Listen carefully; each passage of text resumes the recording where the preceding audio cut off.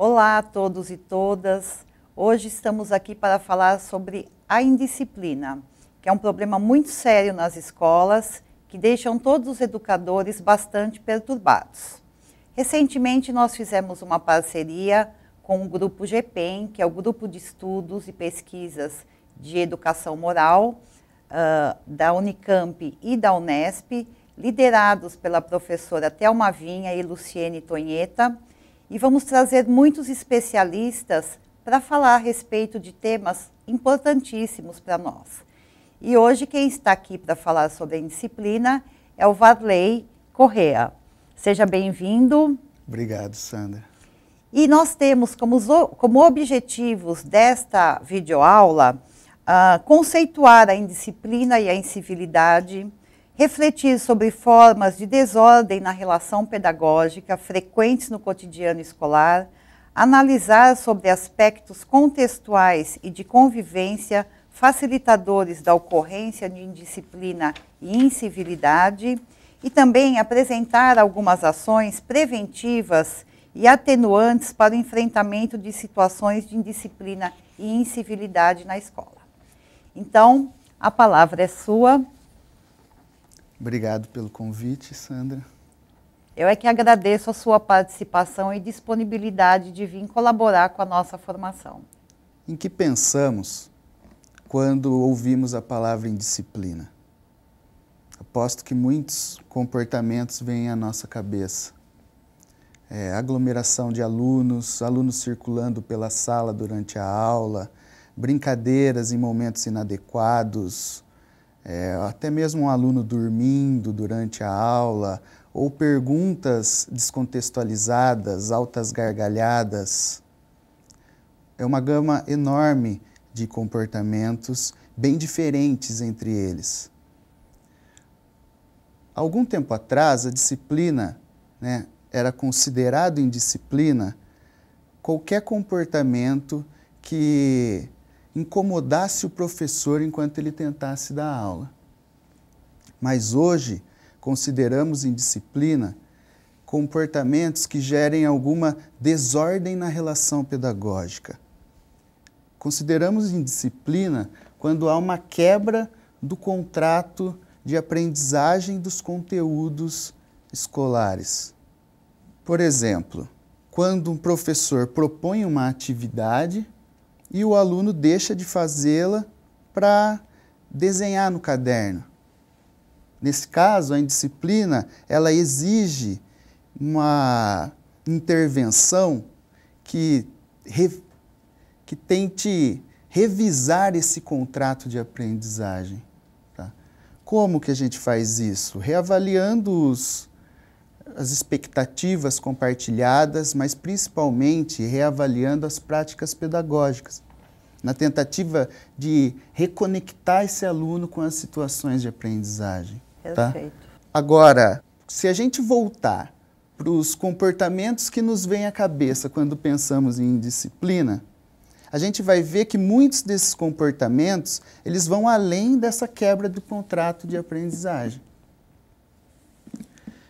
Muitos desses comportamentos descritos pelos professores, que atrapalham a aula de certa maneira, que atrapalham o grupo, eles vão além desse contrato, da quebra do contrato de aprendizagem.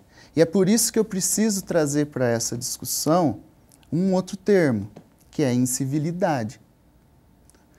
Enquanto a indisciplina é a quebra desse contrato de aprendizagem, a incivilidade é a quebra de um contrato social, um acordo de boa convivência.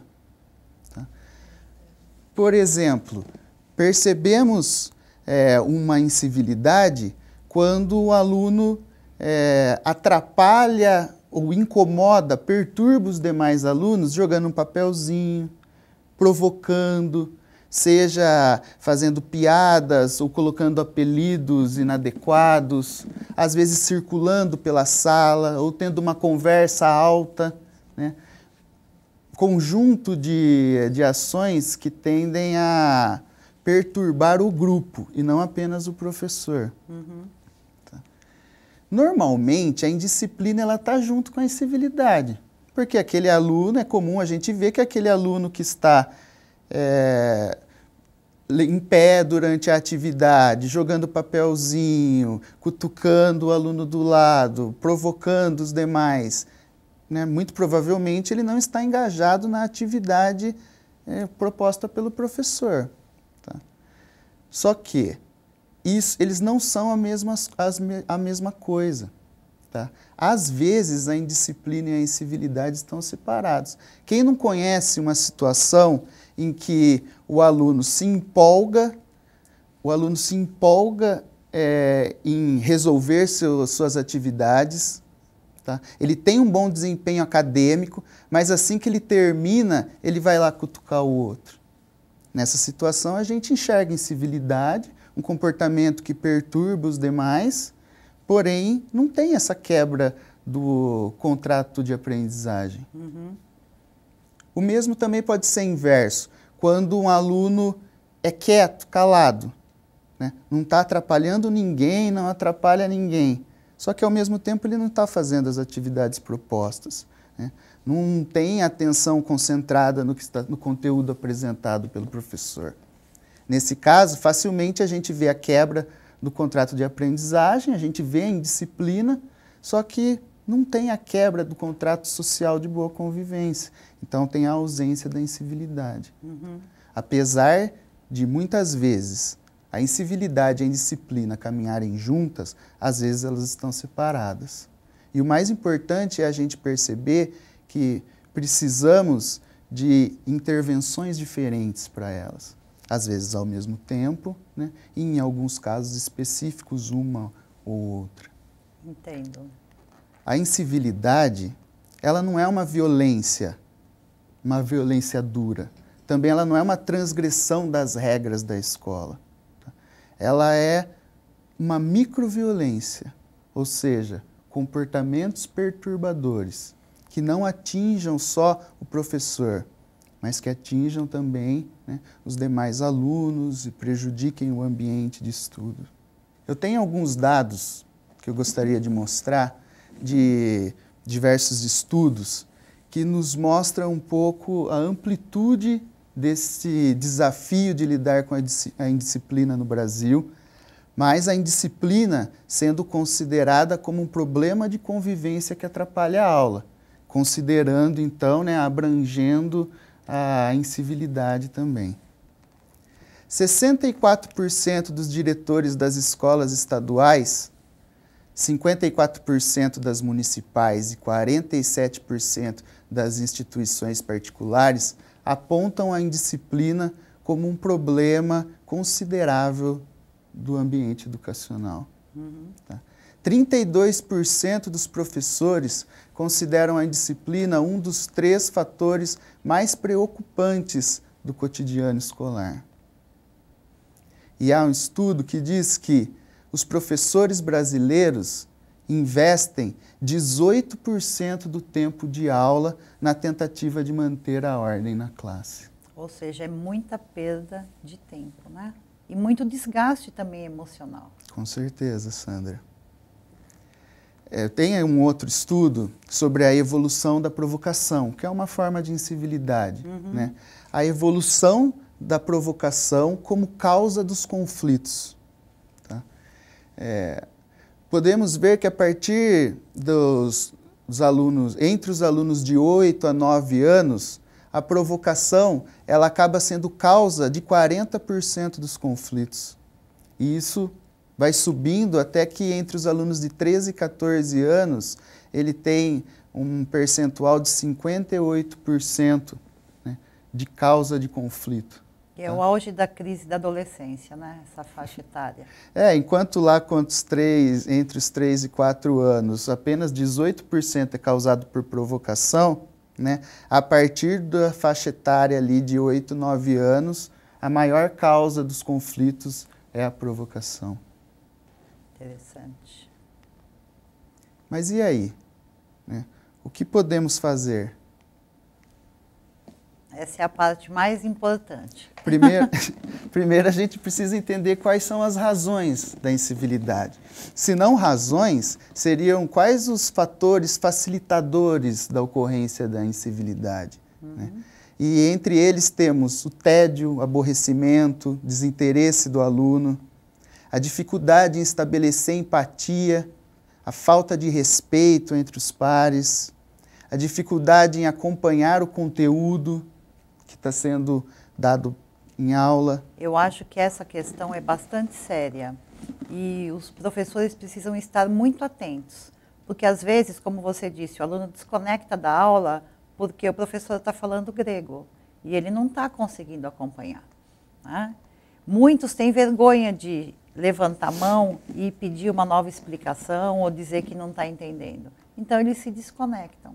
Então, é uma atenção que realmente o professor tem que se voltar para isso, né? E é um grande desafio para os nossos educadores, né? Porque as salas, né, têm alunos em diversos níveis de aprendizagem, né? E precisamos mantê-los conectados. Além disso, os alunos eles têm a necessidade da diversão, né? E eles não têm a polidez ou a cortesia como valores fortalecidos, sua maior parte. Além disso, também há a necessidade de ser bem visto, de adquirir popularidade e, pelo jeito, né, a incivilidade traz esse tipo de popularidade em muitos casos, né? Entendo, é uma fase de autoafirmação, né? Talvez todos nós, né, estejamos buscando algum tipo de reconhecimento. Todos precisamos, mas precisamos rever as formas. Exato, né? Exato. Né? E a ocorrência da incivilidade, ele traz para a gente a ideia de que, de algum modo, esse comportamento está sendo mantido, né? Exatamente. Há algum sucesso nisso. Como que o professor pode agir para prevenir isso? Tá? Primeiro, devemos nos preocupar com a qualidade das relações professor-aluno. Precisamos de uma linguagem respeitosa e descritiva, que não rotule o aluno. Os professores precisam se manter disponíveis, ouvir o aluno, né? Sempre que possível, tentar apresentar um bom humor, valorizar o comportamento dos alunos, o esforço e os resultados positivos. O elogio é tudo. Eu acho que ele estimula, né, muitas atividades positivas. Então, eu concordo plenamente que o estímulo e a valorização dos alunos é extremamente importante. E é interessante, né, elogiarmos de uma maneira descritiva, né, descrevendo o comportamento adequado do aluno, para que a gente dê condição para ele se autorregular, saber para onde que está caminhando. Perfeito, tá? Um grande incentivo. Além disso, é super importante compartilharmos decisões. Tá? Quando o professor abre um espaço para algumas decisões serem compartilhadas, é possível ver um grande acréscimo na qualidade da relação. É porque você envolve, você participa, né? Você abre espaço para a participação dos alunos. Então, eu acho que também extremamente importante. A qualidade da aula também é muito importante como uma forma de prevenção à incivilidade. Uma aula bem planejada, né? Uma diversificação de estratégias, de maneira que a gente consiga manter o aluno ativo, participativo, né? Feedbacks construtivos, sistema de monitoria, uma circulação do professor pela aula, mantendo-se próximo de alguns alunos. Conjunto de ações que tende a melhorar a qualidade da aula e, com certeza, funciona como uma forma de prevenção da incivilidade. Além disso, é muito importante, para prevenirmos a incivilidade, ajudarmos a desenvolver a relação entre os alunos. De que maneira poderíamos fazer isso? a gente precisa dar atenção aos conflitos. Só que não precisamos sempre resolver sozinhos. É legal que a gente possa chamá-los para resolver junto. Tá? Eles ficam implicados na resolução dos conflitos. Assim, a gente consegue também incentivar a cooperação. Tá? Não só quando estamos falando de conflitos interpessoais, mas também em atividades de aprendizagem. Uhum. Às vezes existe divergência, né, de opiniões, uma certa competição entre os alunos. Então, resolver conflitos sempre. A gente não pode deixar, fingir que não está vendo. Exato. Pensando em divergência de opiniões e competição entre os alunos, é importante lembrarmos de não fazer comparações entre os alunos. Podemos comparar eles com eles mesmos, né? Ontem ele estava de tal maneira e hoje ele progrediu. Ao invés de comparar o aluno A com o aluno B. Entre eles, né? São maneiras de construir relações entre pares mais adequadas que com certeza vão influenciar nas condições facilitadoras da incivilidade, né? Uma forma de prevenir. Interessante. Tá bom? Só que em alguns momentos é preciso chamar a atenção, né? Porque não vivemos só de prevenção, as incivilidades acontecem. Uhum. As incivilidades, na verdade, elas nos preocupam pela sua intensidade e frequência, né? Mas acredito que elas sempre acontecerão. O ideal é que ela seja, né, minimizada, aconteça em menor frequência. Quando elas acontecem, não podemos ignorar o problema. Tá? Mas é muito difícil para o professor ele ficar tratando pontualmente cada uma das situações de incivilidade que acontecem tanto na sala de aula. Senão vai chegar lá aos 18% de perda do tempo da aula, né? Em alguns casos podemos ultrapassar facilmente esses 18%, né? Então, quando a incivilidade... Então, eu quero deixar algumas dicas. Tá? Legal. Não podemos fechar os olhos para as situações de incivilidade. Só que quando ela perturba pouco, tá, podemos conseguir deixar para tratar no momento propício. Tá? Não estamos fechando os olhos, né? Só vamos criar um momento adequado para tratar daquilo. Primeiro, quando é um comportamento comum para todo o grupo, aí a gente precisa tratar em grupo. Aí a gente precisa chamar o grupo todo para uma conversa, expor o problema, ouvi-los, ouvir quem se incomoda, né? Ouvir quem está agindo daquela maneira, para a gente poder pensar junto em uma solução. E assim a gente implica eles na solução do problema. Agora, quando é um caso isolado, mesmo que a incivilidade aconteça bastante, mas é um aluno, aí a gente chama para conversar no particular. Tá? Só que é difícil a gente ficar chamando para conversar no particular durante a aula, né?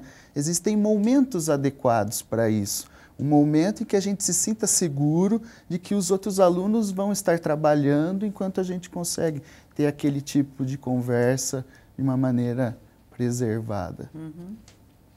Aí, não podemos agir, né, de forma impulsiva. Sempre que a gente for tratar situações de civilidade, apesar de elas muitas vezes nos tirarem do sério, precisamos agir de maneira calma, controlar o tom de voz. Respirar fundo antes, várias vezes, né? Para baixar um pouco a adrenalina. Para, de fato, nós somos referências para os alunos, nós somos os adultos, né? Então, esse comportamento equilibrado é importantíssimo. Quando for possível, nem falamos nada. Agimos com um gesto, um toque, às vezes passando do lado, circulando na sala, dando um toque no ombro de um aluno, a gente ajuda ele a se reconectar à atividade. Né? Em outros momentos a gente precisa falar. E quando a gente for conversar, aí a gente precisa ser direto. A gente não precisa ser bravo, mas a gente precisa ser direto. Vamos evitar o sermão da montanha, vamos evitar aquele discurso longo. Que isso infelizmente ainda é muito comum, né? Muitas vezes a gente se deixa levar por não estar muito seguro de uma maneira específica de agir, né? Que a gente confie, que dê resultado. E também a gente se deixa levar pela emoção no momento, pelo descontentamento, só que tende a não trazer bons benefícios. Ainda sobre como conversar com o aluno nessas situações, é importante reforçar o papel da linguagem descritiva, porque é descrevendo o comportamento do aluno que a gente vai ajudá-lo, né, dar condições para ele transformá-lo. Tá? E assim a gente evita o juízo de valor, né? A gente deixa de rotulá-los, né, para ele poder, né, pensar em uma forma de transformação de comportamento. Perfeito. Eu acho muito importante reforçar essa questão do juízo de valor, porque nós não podemos dizer essa atitude é certa, essa atitude é errada. Nós temos que criar condições para que ele reflita, né? E o juízo de valor é um perigo muito grande. Varley, agradeço muito a sua participação e tudo que você trouxe para a gente. E eu queria indicar também as 2 sugestões de leitura que você nos passou. Eu acho extremamente importante ampliar os nossos conhecimentos acerca do assunto. Então, uma das sugestões é o livro Indisciplina, Conflitos e Bullying na Escola, Garcia, Tonheta e Vinha. E o outro é As Incivilidades na Escola, de Oliveira, Vinha, Silva e Marques. Agradecemos a atenção de todos e até a nossa próxima videoaula.